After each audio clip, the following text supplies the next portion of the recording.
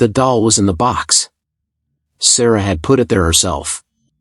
She had wrapped it in the same yellow blanket her daughter used to carry everywhere, placed it gently in a shoebox, taped the box shut with 3 layers of packing tape, and put it on the highest shelf in the storage unit on the edge of town. She had driven home with her hands steady on the wheel. She had made herself dinner. She had watched television without seeing any of it. She had done everything a person does when they are surviving. That was 14 months ago. The doll was on her daughter's bed when she woke up this morning. Not the storage unit. Not the shoebox. Not the shelf. On the bed. Propped against the pillow, the way Emma used to prop it every single morning, facing the door, the way Emma always said it needed to face the door so it could see who was coming. Sarah stood in the doorway of her daughter's room at 6:43 in the morning and looked at the doll, and the doll looked back at her with its painted blue eyes and its small permanent smile, and Sarah did not scream because she had used up most of her screaming in the 14 months since Emma died. She went downstairs. She made coffee. She sat at the kitchen table and looked at the wall and thought very carefully about what was possible and what was not possible and where the line between grief and losing her mind actually was. Then she went back upstairs. She picked up the doll. She put it in her car. She drove it back to the storage unit and put it back on the shelf, and this time she took a photograph of it there, time-stamped, so she would know. She drove home. The doll was on the bed when she got back. Welcome to Haunted Stories. My name is not important. What is important is that I spent 3 months talking to Sarah Carpenter, grief counselor, 41 years old, resident of a mid-sized city in rural Ohio, mother of 1 daughter who died 14 months before the doll started moving. I want to be careful about how I tell this story because Sarah is a careful person and she asked me to be careful with it. No real names. No real places. She has a life she is trying to keep living, and she does not want what happened to define the rest of it. What I can tell you is that what happened to Sarah Carpenter is one of the most documented, most witnessed, most corroborated cases of object-centered paranormal activity I have ever encountered. 17 separate witnesses across 4 months. Physical evidence that has not been explained. Medical records. Security footage. A recording made at 3:17 in the morning that 3 separate audio engineers have refused to fully analyze after hearing what is on it. And a doll that Sarah's daughter loved more than anything in the world. That may or may not still contain something of her. Emma Carpenter died on a Tuesday in August, 2 years ago. She was 7 years old. A driver ran a red light at 4:22 in the afternoon and Emma was in the crosswalk, and there was nothing anyone could have done, and that is the kind of sentence that ends a life inside a life. Sarah was at work. She got the call the way people get the call, a regular afternoon going completely sideways in the space of a single phone call, and then the world is divided permanently into before and after, and you spend the rest of your existence on the wrong side of that line. Emma had been a specific kind of child. The kind with a rich interior world that she managed with great seriousness. She had elaborate games and detailed rules and a cast of characters she moved through her days with that existed completely and fully in her mind. The doll, which Emma had named Clara, which Sarah always found slightly formal for a 7-year-old, was the center of it all. Clara had been given to Emma on her 4th birthday by Sarah's mother, now deceased. Clara was a porcelain-faced doll, the old-fashioned kind, with a cloth body and painted blue eyes and real hair the color of straw and a small permanent smile that Sarah had always found slightly unsettling even when Emma was alive. Emma carried Clara everywhere. Clara had a specific place at the dinner table. Clara faced the door, always, because Emma said Clara needed to see who was coming. Emma talked to Clara the way she talked to Sarah, directly, seriously, as if Clara's responses were real and simply expressed in a frequency only Emma could hear. After Emma died, Sarah could not get rid of the doll immediately. She knew she should. Every grief counselor, and she was a grief counselor herself, which gave the whole thing a particular irony she was not unaware of. Every grief counselor knows that holding on to a deceased child's possessions past a certain point is a way of refusing the reality of the loss. She knew this. She counseled other parents through exactly this process. She gave herself 6 months and then she packed Clara into the shoebox and took her to the storage unit, and that was supposed to be the end of it. Then Clara came home. The first time Sarah found the doll on the bed, she told herself she'd forgotten. She had packed the doll while she was in a grief fog, a real clinical phenomenon, the way trauma disrupts memory consolidation, and she had probably never actually taken it to the storage unit. She had probably put it on the shelf in the storage unit in her mind and actually left it somewhere in the house. She went through the house room by room. She checked every shelf, every closet, every box in the garage. No doll anywhere except the bed. She checked her phone. The photograph she'd taken at the storage unit was there. Timestamped. Clara on the shelf in the storage unit. The photograph was real. The memory was real. She drove back to the storage unit. The shelf was empty. The shoebox was there, still taped shut, the tape undisturbed. She opened it anyway. Yellow blanket inside. No doll. She drove home faster than she should have. She did not go upstairs for 2 hours. She sat at the kitchen table and drank coffee and thought, and when she finally went upstairs, Clara was exactly where she'd been that morning. Propped against the pillow. Facing the door. Sarah put Clara in the kitchen trash can. Buried her under coffee grounds and an empty cereal box. Went to bed. Woke up at 3 a.m. to the specific silence of a house holding its breath and went to check without knowing why, and Clara was on the bed. Not on the kitchen floor. Not halfway up the stairs. On the bed. Propped against the pillow. Facing the door. Sarah sat on the edge of Emma's bed and looked at the doll for a long time. Then she said, she told me she said this out loud, to the empty room, to the doll, to whatever might be present. Emma. Is that you? The room was silent. The doll's painted eyes reflected the hallway light. Nothing moved. Nothing answered. But Sarah told me that in that moment, sitting on her dead daughter's bed at 3 in the morning with the doll that kept coming home, she felt something she had not felt in 14 months. She felt like she was not alone. And she did not know, she still does not know, whether that feeling was grief hallucination or genuine perception.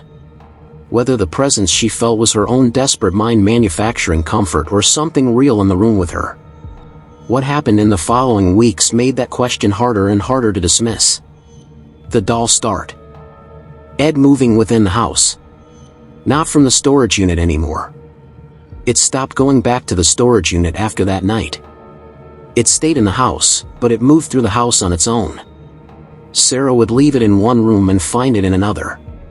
She started documenting it the way she documented everything, because Sarah Carpenter's response to things she could not explain was to gather evidence, to create a record, to give herself something concrete to hold on to when the ground felt like it was shifting. She set up a camera in Emma's room. A standard home security camera, motion activated, uploaded to her phone. She positioned it to cover the entire room, the bed, the door, the window. She put Clara on the bed, propped against the pillow, facing the door. She went downstairs. 40 minutes later her phone buzzed. Motion detected. She watched the footage. The room was empty. The door was closed. Clara was on the bed. And then, slowly, over the course of about 30 seconds, Clara tipped forward. Not falling.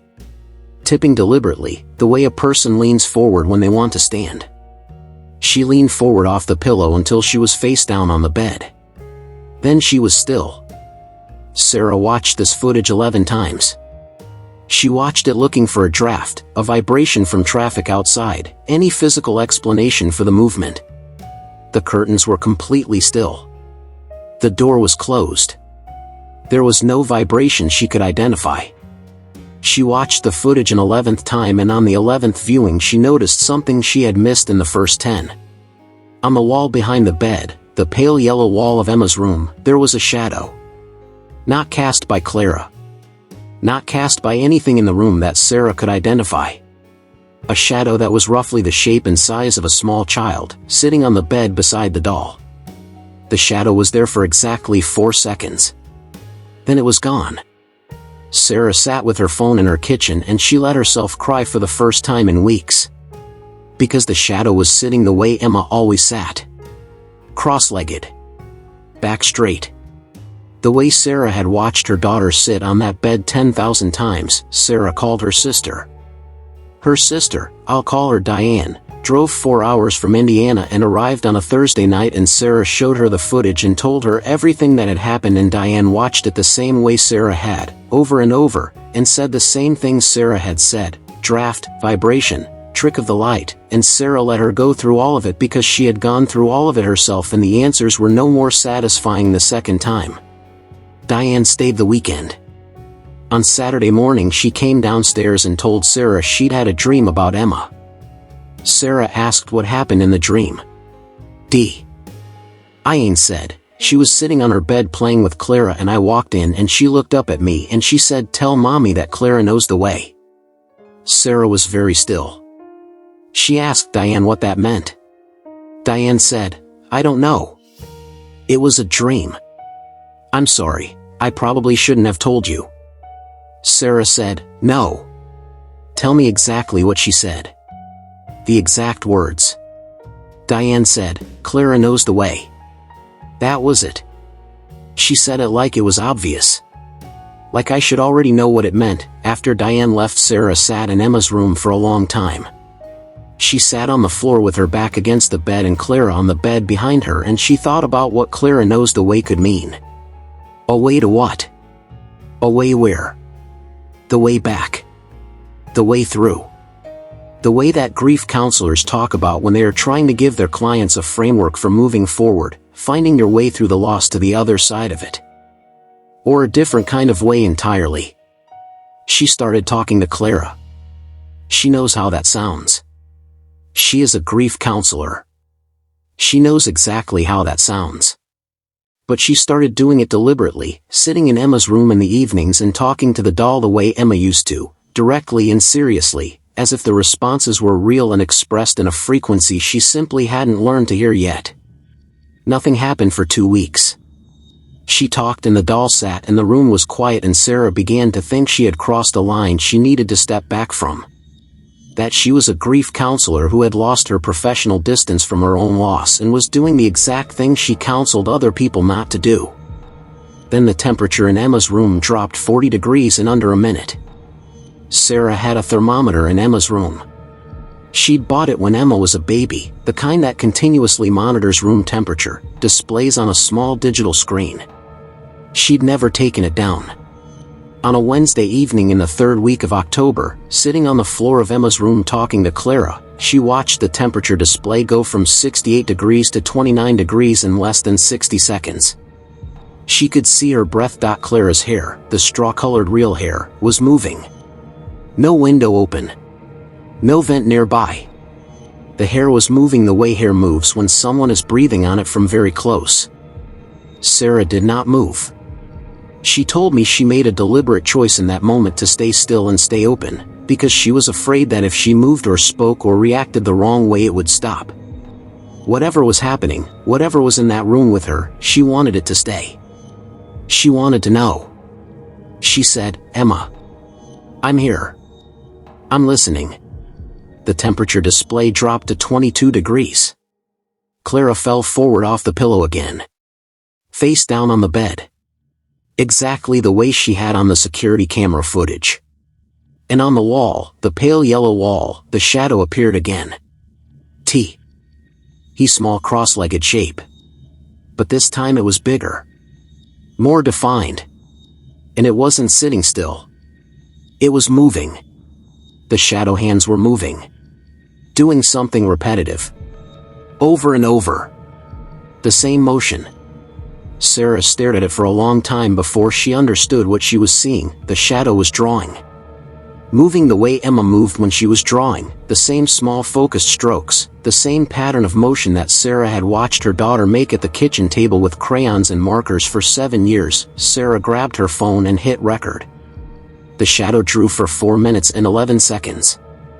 Then the temperature snapped back to normal. The shadow was gone. Clara was still face down on the bed. Sarah played the footage back. The shadow was clearly visible. Clearly moving. Clearly making the repeated drawing motion. She watched it and thought, what was it drawing? She thought about that question for 3 days. And then on the 4th day she went to the storage unit, not to put the doll back, just to go through the boxes she'd stored there after Emma died, and in the 3rd box she found Emma's sketchbook. The one Emma had been using in the last months of her life. She sat on the floor of the storage unit and went through it page by page. On the last page Emma had drawn, the last thing her daughter had put on paper before she died, was a picture of Clara. And behind Clara in the drawing, in Emma's 7-year-old crayon strokes, was a door. Not a house door. Not any door Sarah recognized. A freestanding door with no wall around it, standing in the middle of what looked like a field or an empty space. Open. With light coming through it from the other side. Underneath it Emma had written, in her careful block letters, "Where Clara goes when I'm sleeping." Sarah showed the sketchbook to her therapist. She showed it to Diane. She showed it to her colleague Marcus, who was also a grief counselor and who had the particular combination of clinical training and open-mindedness that Sarah needed right now. She told Marcus everything, the doll coming home, the camera footage, the shadow, the temperature drops, the dream Diane had, and Marcus sat with all of it for a long time before he said anything. He said, "I want to come to your house." He came on a Friday evening. Sarah put him in Emma's room with the security camera running and left him alone. She went downstairs and made tea and listened to the silence of the house around her. Marcus came downstairs 20 minutes later. His face was different. Not frightened exactly. More like recalibrated. Like someone who has just had a measurement they were very certain of come back completely wrong. He said, "The temperature in that room dropped while I was in it." Sarah said, "I know." He said, "I felt something. I don't have a better word for it. I felt a presence. Not threatening. Not aggressive. More like, attentive. Like something in that room was paying close attention to me." Sarah said, "What did you do?" He said, "I talked to it. I told her that her mother was downstairs and that her mother was okay and that she didn't need to worry." Sarah said, "What happened?" Marcus was quiet for a moment. Then he said, "The temperature went back up. And the doll, Clara, she was facing the window when I went in. She was facing the door when I came out, facing the door. The way Emma always left her. So she could see who was coming." The recording happened on a Thursday night in November. It was not planned. Sarah had not set up any equipment, she had left the security camera running in Emma's room as she always did, but she had not specifically set out to capture audio. The security camera had a microphone. She had never thought much about the audio channel because nothing had ever been on it. She was asleep when it happened. She found it the next morning going through the previous night's footage, standard practice now. She checked it every morning the way she checked her phone for messages. The footage was empty. The room was dark and still and nothing moved. Clara on the bed, facing the door, the way Sarah had left her. Except the audio. At 3:17 in the morning, the microphone recorded something. A voice. Small. A child's voice. The audio quality was what you'd expect from a home security camera microphone, thin and slightly distorted, but the voice was clear enough. Clear enough to make out words. Clear enough to make out the specific rhythm and cadence of a particular child's speech. Sarah listened to it once. Then she sat on the kitchen floor. She had spent 14 months listening to the absence of that voice. She knew every quality of it. She had 100 videos on her phone featuring exactly that voice, Emma narrating her drawings, Emma talking to Clara, Emma asking questions at dinner. She knew that voice. It was Emma's voice, she listened to it 6 more times. She could make out fragments, not a full sentence, not a complete thought, the way radio comes in and out as you drive through hills. But fragments. Mommy. The door. Clara knows. Not yet. Sarah sat with those words for a long time. Not yet. Not yet for what? Not yet for Sarah. Don't come yet. I'm not ready. Wait. Not yet. She sent the audio to Marcus. She didn't tell him what she thought it was. She just sent it and asked him to listen and tell her what he heard. He called her 40 minutes later. He said, Sarah. Who is T? At. She said, what do you hear? He said, I hear a child. I think I hear mommy. And something about a door. Sarah said, what else? A long pause. He said, not yet. I hear not yet. She had not told him what she heard. He heard the same words without prompting. Without knowing what he was listening for, she sent the audio to 3 audio engineers separately. She told them it was a recording she needed analyzed and asked them to tell her what it contained. 2 of them came back within 48 hours with reports that described acoustic anomalies they could not explain. The voice on the recording did not match the acoustic profile of the room, meaning it had not been produced in that room by any sound source they could identify. It sounded, one of them wrote, like audio bleed from an adjacent space, except there was no adjacent space. The room was on an exterior wall of the house. The 3rd audio engineer did not send a report. He called Sarah and told her he was returning her deposit and asked her not to contact him again.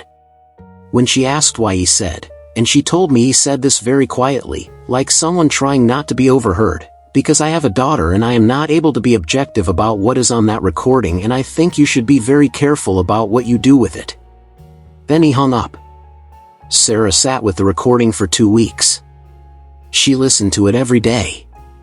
She told me it became a ritual, morning coffee, recording, then the day. That it felt like a form of contact she was not ready to give up. Then Clara disappeared. Not to the storage unit this time. Not to somewhere in the house. Clara was simply gone.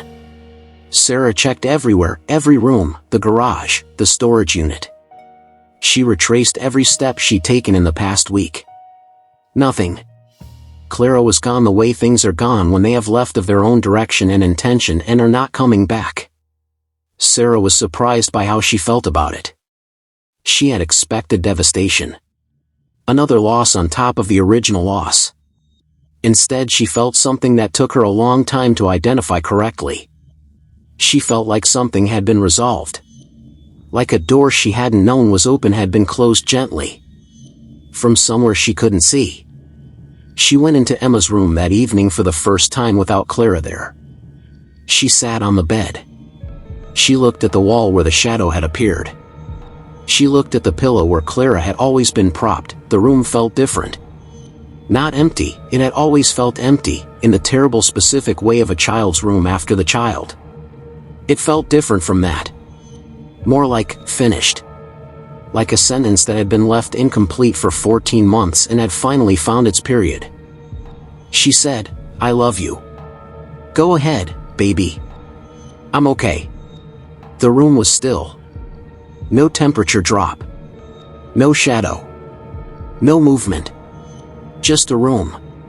Just a mother. Just the ordinary SI. Lens of a house at night. She sat there for a long time. Then she turned off the light and went to bed and slept for 8 hours straight, which was the first time she had slept 8 consecutive hours since the Tuesday in August when a driver ran a red light and her life divided permanently into before and after. She told me she dreamed about Emma. She said Emma was in a field she didn't recognize, in sunlight, carrying Clara under one arm. She said Emma looked at her and waved with her free hand, the big cheerful full-arm wave of a 7-year-old, and Sarah waved back. She said she woke up knowing it was over. Not the grief. She was clear about that, the grief was not over and would not be over. But whatever had been using Clara as a thread between them, whatever connection her daughter had maintained through a porcelain-faced doll for 14 months, that was finished. Emma had done what she came back to do. She had made sure her mother knew she was somewhere. She had made sure her mother heard her say not yet. Not yet. Wait. I'm okay. But not yet. Sarah told me the last thing as we were finishing our final conversation. She told me that 3 weeks after Clara disappeared, she was going through the boxes of Emma's things she'd never been able to fully sort through, the ones at the back of the storage unit she'd been avoiding. In one of the boxes, wrapped in a shirt that had been Emma's, she found something she had never seen before. A drawing. On a torn piece of notebook paper. Crayon. A door, the same freestanding door from the sketchbook, standing in an empty space with light coming through it. But this one was different from the sketchbook drawing in one detail. In this drawing, the door was closed. And on the front of the door, in Emma's careful block letters, she had written one word. Later. Sarah kept the drawing. It is framed on her bedroom wall. She looks at it every morning. She told me, I don't know what it means exactly. I don't know if it means she's waiting somewhere, or that we'll see each other, or just that she wanted me to know she heard me. That when I said go ahead, baby, she heard me. She paused.